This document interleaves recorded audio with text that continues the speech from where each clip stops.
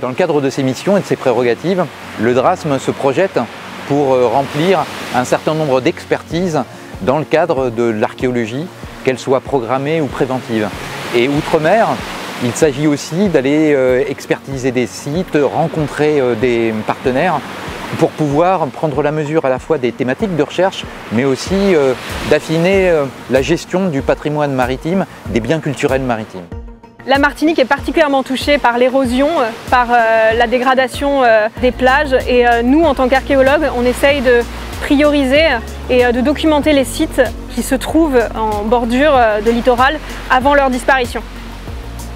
Dans les années 90, de la céramique, des fragments de bois, des fragments de lambis caractérisaient la présence assez forte d'une occupation amérindienne dans le sud de la Martinique. Notre objectif, c'est de localiser les sites amérindiens dans l'Anse Corps de Garde et pour ça, on va faire des prospections, on va collecter de la donnée à la fois à terre et en mer. Nous, notre idée en tant que sédimentologue, c'est d'essayer de comprendre comment les relations entre l'évolution de l'île et l'évolution au niveau marin ont pu s'inscrire dans une logique temporelle.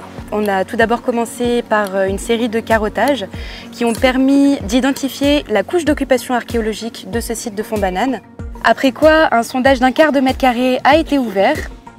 Le sondage archéologique sous-marin se présente souvent sous la forme d'un carré qui va en fait nous ouvrir une fenêtre dans le sol, qui va nous permettre de descendre progressivement dans la stratigraphie et de pouvoir documenter au fur et à mesure les vestiges qui s'y trouvent.